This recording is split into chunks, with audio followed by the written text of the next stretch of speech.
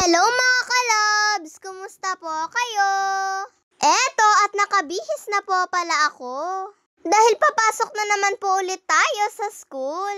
At sinusuot ko na po pala itong puting sapatos ko. Tapos na rin po pala kaming nag-almusal dyan mga kalabs. At si Papa po pala yung pinakahuling nag-almusal sa amin. Pero si Kuya ay naliligo na nga din po siya sa mga oras na yan.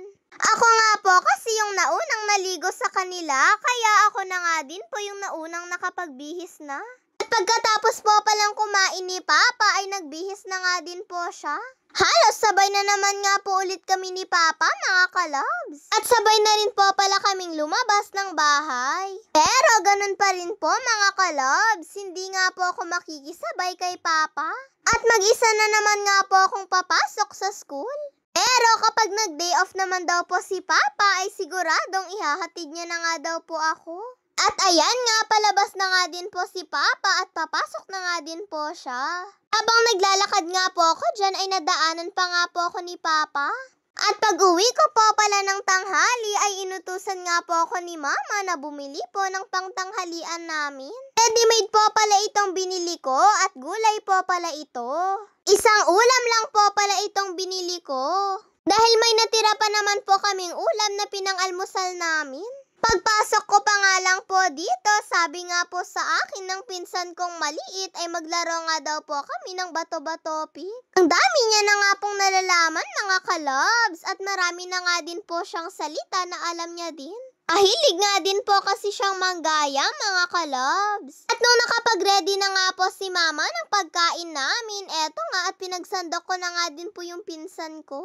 Dito nga daw po kasi siya kakain mga kalabs. At grabe nga po yung dikit niya kay Mama. Kada nga po makita niya si Mama ay palagi nga po siyang nagpapabuhat. At parang si Mama nga lang po, pati po si Nanay yung gusto niya po laging kasama. At dahil nagluto nga din po pala si Mama ng palabok, ako na nga po yung maghalo-halo nito pong mga ilalagay na ingredients. At dahil kami lang din naman po yung kakain nito, ay pinagsama-sama ko na nga din po yung mga ingredients. Nung isang araw pa nga po kasi kaming nakikrave ng palabok. Dapat nga sa Sabado nga po kami magluluto nito. Pero dahil may pa-order nga po si Mama, eto nga po at dinagdagan niya na nga din po. Kaya sa Sabado ay hindi na po kami magluluto ng ganito. Sabi ko nga po kay Mama ay kahit once a week nga lang po kaming magmerienda ng ganitong palabok. Masarap nga din po kasi itong mini-merienda kung tutuusin.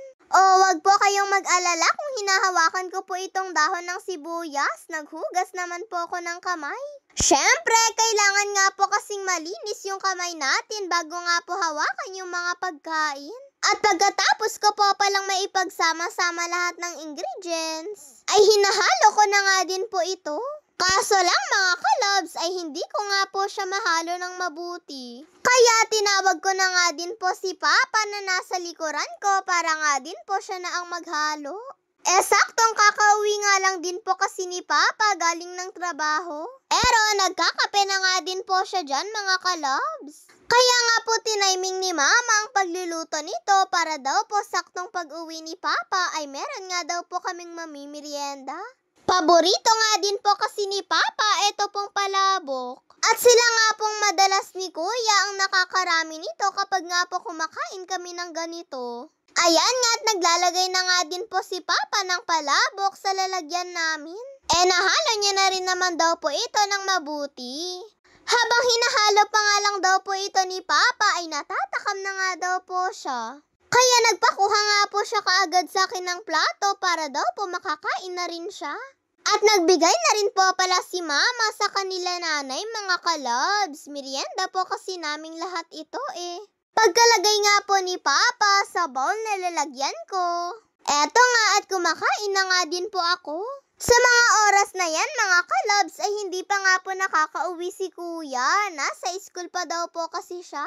Siguradong matutuwa nga po si Kuya pag uwi niya dahil meron na naman nga po siyang mamimeriendang palabok. Habang kumakain po pala kami dyan nila Mama, ay nagkukwento nga lang po ako sa kanila tungkol nga po sa mga naganap sa amin sa school. May isang teacher po kasi kami sa school na nag-retire mga kalabs. Kaya nagkaroon po kami ng program.